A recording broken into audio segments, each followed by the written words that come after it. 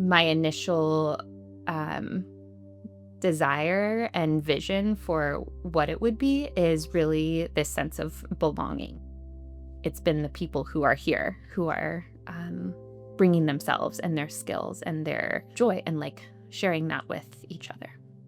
I think the culture that I wanted to create in this house and that I've seen just kind of organically come up is best described in the little moments. It makes me think of when I'm sitting on the couch and meanwhile one of my housemates is on the porch like singing and playing the guitar. Meanwhile, someone else is in the kitchen making dinner for everyone. Someone else is like on the other couch and reading next to me. And it's just like, we're just living life together. And it's so beautiful and so full. Those are the moments that kind of really fill my soul.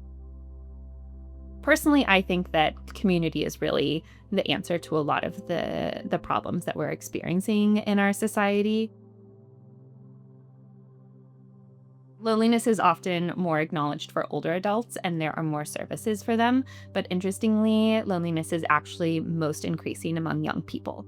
People can't afford housing. They don't have transportation. They don't have enough money for food. They don't have enough time because they're working 3 jobs trying to pay for all of these things. And then they don't even have time for other people or to care for themselves. So not only is it alleviating some of the practical societal issues that we have by coming together, we can care for each other, we can minimize the work that each of us has to do and just support each other. And it feels so good not only to be on the receiving end of that, but also to be on the giving end of that.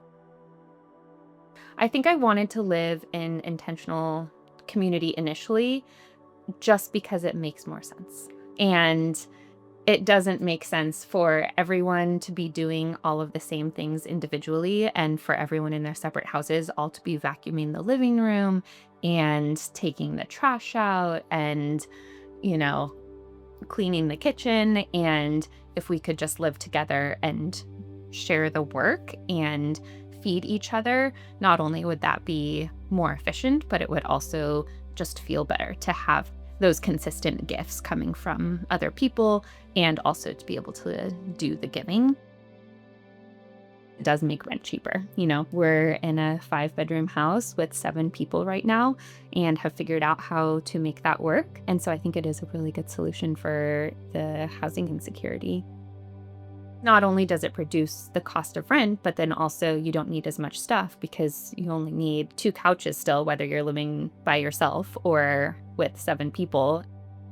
We're also sharing our space with the larger community. And so for us, that looks like hosting events. I think that bringing people together is another way to just build connections. And that's beneficial on a personal level for people of making friends. And it's also beneficial in general because we do kind of have this wide network of folks who can help out with each other, whether it's like someone needs a ride somewhere, someone's out of flour, or needs help building something. So it's kind of like a resource system also.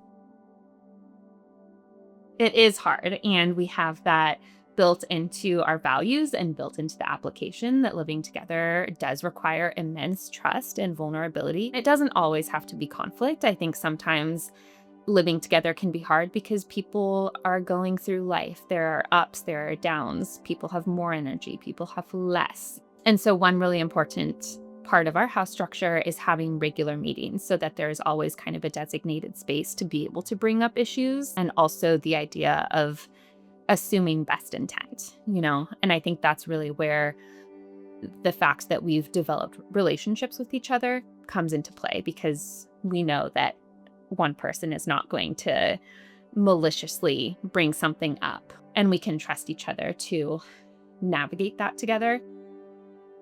I don't think every intentional community is for everyone, but I do think that everyone can find a way that they can live with others that works for them. On a personal level, some of the biggest rewards are just in general seeing how this community has grown and seeing the relationships develop and hearing people laugh together. I also think of one of our roommates who several months ago said that joining this community and being part of our house is the first thing she's done to try to make herself happier that's actually worked. If someone has a friend over or something and you get to see how much pride the housemate has in our house as they show someone around and talk about the way we do things here, um, it's really lovely to see how much people love how we're living together.